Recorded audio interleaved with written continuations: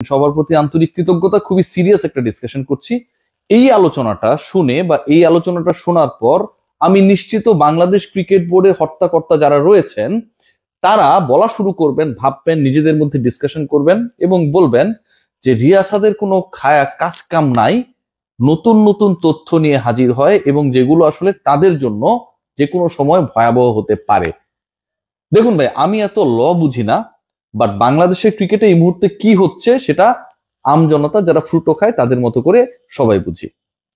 বুলবুল ভাই cricket board যারা BPL আয়োজনের ডিসিশন নিয়েছে, সেই বাংলাদেশ ক্রিকেট বোর্ডের সিদ্ধান্তগুলো যে আজকে যেটা থাকবে কালকে সেটা প্রপারলি থাকবে না, সেটা যেন একটা নিয়মে পরিণত হয়েছে।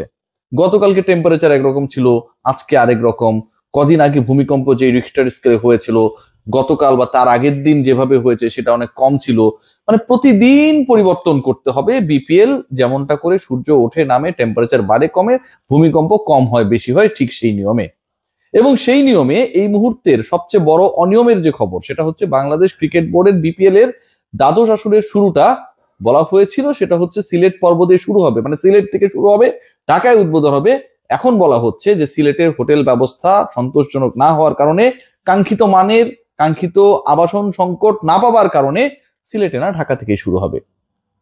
ভাই, যদি আপনি খাবেন না তাহলে মাখানোর তো দরকার নেই। সিলেট থেকে শুরু করতে পারবেন না, হোটেল নিয়ে সমস্যা রয়েছে, এই ধরনের ইস্যুস গুলো তো আগেই সলভ হওয়ার দরকার ছিল। শেষ পর্যন্ত বাংলাদেশ ক্রিকেট বোর্ড পারেনি। এই যে আলোচনাটা করছি সেখানটায় সবচেয়ে বড়, সবচেয়ে বেশি বিপিএল কেন্দ্রিক আলোচনায় যারা জড়িত সেই 9 ক্রিকেটার আলটিমেটলি যে স্টেপ নিতে পারেন এবং যার মাধ্যমে বাংলাদেশ ক্রিকেট বোর্ডের দ্বাদশ আসরের যে বিপিএলটা রয়েছে সেটা যে মাঝপথে বন্ধ হয়ে যেতে পারে সেটার সংখ্যা রয়েছে যথেষ্ট। আমি কেন এই আলোচনা করছি? এই আলোচনা কি আমি উস্কে দিচ্ছি কাউকে, অথবা এই আলোচনা আসলে বর্তমানে রিয়েলিটিতে কতটুকু গুরুত্বপূর্ণ সেই আলোচনায় যাচ্ছি। খেয়াল করে দেখবেন, বাংলাদেশে এনামুল হক বিজয় এবং অন্য যারা রয়েছেন যাদেরকে এখন পর্যন্ত কোনো তথ্য প্রমাণ দেওয়া হয় নাই যে তারা ফিক্সিং করেছেন, বাংলাদেশ ক্রিকেট বোর্ড সেটা দিতে পারেনি। বাংলাদেশ ক্রিকেট বোর্ড গণমাধ্যমে আমরা যারা রয়েছে আমাদের সামনে জানিয়েছে যে তাদের কাছে ডকুমেন্টস নেই যেটার মাধ্যমে এনামুল বিজয় সহ অন্য ক্রিকেটারদেরকে গিলটি বলার সুযোগ রয়েছে। বাংলাদেশ ক্রিকেট বোর্ড সবাইকে গাইড করছে যে ওদেরকে দোষী বলা যাবে না, ওদের আপনারা ফিক্সার বলবেন না। করজোরে বলি, বাংলাদেশ ক্রিকেট বোর্ড এটাও বলছে যে এই ক্রিকেটাররা বিপিএল এ খেলতে পারবে না এবং ক্রিকেট খেললে বিপিএল এ তাদেরকে কন্ট্রাক্ট কিংবা হচ্ছে ড্রাফট লিস্টে রাখতে হবে তেমনটাও না, কিন্তু অন্য যে লিগগুলো, ঘরোয়া ক্রিকেট, ঘরোয়া টুর্নামেন্ট গুলো রয়েছে সেগুলোতে খেলতে পারবে। প্রত্যেকটা আলোচনায় প্রথমত প্রমাণ নাই, দ্বিতীয়ত একটা ঘরোয়া আসর খেলতে না পারলেও আরেকটা খেলতে পারবে, তৃতীয়ত ফিক্সার বলা যাবে না, চতুর্থত তাদের আপনারা দোষী বলবেন না, পঞ্চমত তাদের ব্লেম দিবেন না। বাংলাদেশ ক্রিকেট বোর্ড এই 9 ক্রিকেটার সম্পর্কে যে বক্তব্য দিয়েছে বিভিন্ন সময়ে, এবং আজকে ওই 9 ক্রিকেটার একজন এনামুল বিজয় নিজেই তার উকিল নোটিশটা নিয়ে বাংলাদেশ ক্রিকেট বোর্ডে হাজির হয়েছে, যার মেইলের, যার ফোনের, যার টেক্সটের রিপ্লাই বাংলাদেশ ক্রিকেট বোর্ড গত 2 দিন থেকে দেয় নাই। অর্থ কি দাঁড়াচ্ছে? বাংলাদেশ ক্রিকেট বোর্ড লুকাটুকু খেলছে, লুকোচুরি খেলছে, hide and seek they are playing. Bulbul ভাই আসসালামু আলাইকুম। বুলবুল ভাই এই যে খেলাটা খেলছেন সেখানটায় বাংলাদেশ ক্রিকেট বোর্ড আলটিমেটলি ভয়াবহ বিপদের দিকে এগিয়ে যাচ্ছে। বাংলাদেশের কোর্ট বলেছে আপাতত তাদের যে স্টে অর্ডার বা রিট করার চেষ্টা করা হয়েছিল, আমি আইনি ব্যাপারগুলো কম বুঝি, সেটার কোনো প্রভাব বিপিএল এ পড়বে না। কিন্তু international court of arbitration for sports CAS case নামে যে আন্তর্জাতিক ক্রীড়া আদালত রয়েছে সেখানটায় যদি এনামুল বিজয় এবং অন্য ক্রিকেটাররা যান তাহলে ঘটনাটা অন্যরকম হতে পারে এবং এই CAS অর্থাৎ international court of arbitration for sports dedicatedly আন্তর্জাতিক অনেকগুলো বিষয়ে ফাইনালি তারা যে সিদ্ধান্ত দেয় সেই সিদ্ধান্তই বহাল থাকে। সেটা ইউএফএ থেকে শুরু করে, ফিফা থেকে শুরু করে, ক্রিকেটারদের ফিক্সিং থেকে শুরু করে প্রত্যেকটা জায়গায় অতীতে CAS বা কেসের ফাইনাল ডিসিশনটাই পরিগণিত হয়েছে। এবং এই জায়গায় ক্রিকেটের সবচেয়ে গুরুত্বপূর্ণ যেটা কেস, আমি যদি আপনাদের সাথে একটু শেয়ার করি, একটু ডেপথের আলোচনা, আপনারা বিরক্ত হবেন না। সেখানটায় ক্রিকেটে সালমান বাট এবং মোহাম্মদ আসিফ এই 2 ক্রিকেটার যখন ফিক্সিং এর দায়ে নিষিদ্ধ হলেন 2013 সালে, স্পট ফিক্সিং এর দায়ে, আমার কাছে রয়েছে এই রিপোর্টটা, সেই দায়ে নিষিদ্ধ হবার পর তারা দুজনই CAS এ যান এবং তাদের সাজা কমানোর জন্য মৌকুব চাওয়ার জন্য তারা অ্যাপিল করেন।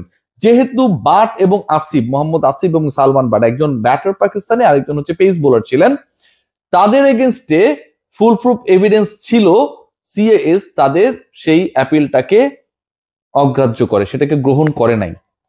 এর বাইরেও পাকিস্তানি ক্রিকেটারদের ডোপিং ইস্যু নিয়ে ওয়াডা, ওয়ার্ল্ড অ্যান্টি ডোপিং এজেন্সি, ওয়াডা এবং পাকিস্তান ক্রিকেট বোর্ডের একটা দ্বৈত বা বিরোধপূর্ণ অবস্থান একটা সময় ছিল, শোয়েব আখতার যেটার মধ্যে জড়িয়ে পড়েছিলেন, সেখানকারও সমাধান করেছিলেন international court of arbitration for sports, CAS. Mohammad আশরাফুলের একটা কেসের কথা আমি বলতে পারি, যেটা না আমি নিজে আসলে রিপোর্ট করেছিলাম, তখন অনেক বাচ্চা ছিলাম, দাড়ি ছিল না, ছোট ছিলাম, 2013-14 দিকে। এবং সেই সময় আশরাফুলের যে ব্যানটা আসলো, সেই ব্যান ঠেকানোর জন্য আশরাফুল ও সিএএস অর্থাৎ কেসের কাছে দ্বারস্থ হয়েছিলেন।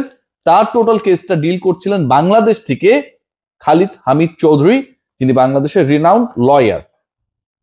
সো আনামুল বিজয়রা যদি কেসের দ্বারে যায় বা তাদের দ্বার প্রান্তে গিয়ে যে তাদের এগেনস্টে কোনো প্রমাণ নাই, প্রিয় মিঠু ভাই বলেছে যে তাদেরকে ফিক্সার বলা যাবে না, মিঠু ভাই আসসালামু আলাইকুম, এবং অন্য যারা রয়েছেন তারা তাদের ফোন রিসিভ করছে না, তাদেরকে অ্যান্টি কারাপশন ইউনিট থেকে কোনো ধরনের এভিডেন্স দেখানো হয়নি যে তুমি এই কাজগুলো করছো, এবং 900 পৃষ্ঠার রিপোর্টের এত আলোচনা হচ্ছে কোন জায়গায় কিভাবে ফিক্সিং করেছে এই 9 ক্রিকেটার, সেটার কোনো বর্ণনা আমরা স্পেসিফিক ভাবে বাংলাদেশ ক্রিকেট বোর্ডে কোনো দায়িত্বশীল কর্মকর্তার কাছ থেকে পাই নাই। আমিনুল ইসলাম বুলবুলকে এই ব্যাপারে প্রশ্ন করা হলে তিনি বলেছেন এই ফোরামে আমি এই আলোচনা করতে চাই না, এটা নিয়ে কাজ করছে আমাদের anti corruption unit, Alex martial, তারা বলতে পারবে। পৃথিবীর কখনো কোনো বিচারক কোনো মিডিয়া এসে সামনে এসে মাইক্রোফোনের সামনে বলে না যে আমি এই বিচারটা কেন করলাম। এটা নিয়ে কথা বলে কে? ধরেন এই মুহূর্তে বাংলাদেশে অনেক কিছু চলছে, মানবতা বিরোধী অপরাধ, এটা ওটা, এখন যারা যে জাস্টিসটার ডিসিশন দিচ্ছে তারা কি ওই কোর্ট থেকে ইজলাস কক্ষ থেকে বের হবার পরে মাইক্রোফোনে এসে সাংবাদিকদের সাথে সংবাদ সম্মেলন করবে? ডেফিনেটলি করবে না, ডেফিনেটলি না। সো যারা অ্যান্টি কারাপশন ইউনিটে অথবা যারা তদন্তকারী সংস্থার অথবা তদন্তকারী হিসেবে তদন্ত দলে বাংলাদেশ ক্রিকেট বোর্ডের সাথে যুক্ত ছিলেন, তারা তো এসে ভাই ইন্টারভিউ বলবে না।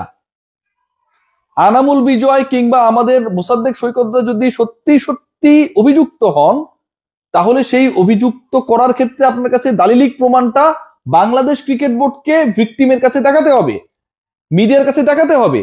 এবং প্রমাণ নাই সেই কথা যখন আপনি বলছেন, international court of arbitration for স্পোর্টসে এই 2 ক্রিকেটার বা 9 ক্রিকেটার যদি যায়, Bangladesh cricket board, BCB, BPL governing কাউন্সিলের সিদ্ধান্ত যেটা নেওয়া হয়েছে এটা টিকবে না, 1000% এই সিদ্ধান্ত টিকবে না, কোনো গ্রাউন্ড নেই। আপনি কারো ব্যাপারে ফুল প্রুফ এভিডেন্স ছাড়া, অ্যালেক্স মার্শাল হোক আর যেই হোক, ওদের চেনার দরকার নাই তো, তারা সামনে প্রমাণ দেখে সিদ্ধান্ত নেবে। আপনার কাছে প্রমাণ নাই দেখেই তো আপনি বলছেন এদেরকে ফিক্সার বলা যাবে না, সন্দেহভাজন। সন্দেহের উপর ভিত্তি করে আপনি কোনো কিছুই করতে পারেন না, সন্দেহের উপর ভিত্তি করে কারো পেটে লাথি মারতে পারেন না, সন্দেহের উপর ভিত্তি করে কাউকে সোশ্যালি হ্যারাস করতে পারেন না, ফিনান্সিয়ালি পঙ্গু করে দিতে পারেন না। গ্যালোয়াসের টাকা এখন পর্যন্ত দেওয়া হয়নি, সন্দেহের উপর ভিত্তি করে আপনি 30 লাখ টাকা আটকে রাখতে পারেন না। সো এই ক্রিকেটাররা, আমি জানি না যে তারা যাবে কিনা, যদি যায় বাংলাদেশ ক্রিকেট বোর্ডের দ্বাদশ এডিশন বিপিএল এর সেই বিপিএল নিয়ে ডেফিনেটলি সিএএস বা কেস তাদের সিদ্ধান্ত দেবে। এবং সেই সিদ্ধান্ত যেহেতু বাংলাদেশ ক্রিকেট বোর্ডের কাছে প্রমাণ নাই, ক্রিকেট বোর্ডই সেটা বলছে, যে কারণে তাদেরকে দোষী বলতে না করছে, যে কারণে তাদেরকে ফিক্সার বলা যাবে না তারাই বলে দিচ্ছে, এবং যে কারণে বাংলাদেশ ক্রিকেট বোর্ডের যারা প্রভাবশালী পরিচালকরা রয়েছে তারা বারবার লয়ারদের দেখিয়ে দেয় যেন ঘুরিয়ে পিছিয়ে অ্যান্সার গুলো দেওয়া হয়, তারা যেন ফেস না করে। সো যেই প্রমাণটা আপনি দিতে পারবেন না, সেই ইস্যু নিয়ে ভিকটিম যদি international court of arbitration for স্পোর্টসে যায়, বাংলাদেশ ক্রিকেট বোর্ডের এই অবস্থান টিকবে না, এবং এদেরকে অবশ্যই নিলামের তালিকাভুক্ত করতে হবে। আপনি কিভাবে করবেন সেটা ইউ হ্যাভ নো আইডিয়া। আপনাকে নতুন করে অপশন করতে হবে, নতুন করে বিপিএল এর সবকিছু সাজাতে হবে, আদারওয়াইজ এদেরকে ডিরেক্ট সাইনিং এর কোনো একটা ব্যবস্থা করে খেলার সুযোগ করে দিতে হবে। আসলেই হবে। বাংলাদেশ ক্রিকেট বোর্ড যদি প্রমাণ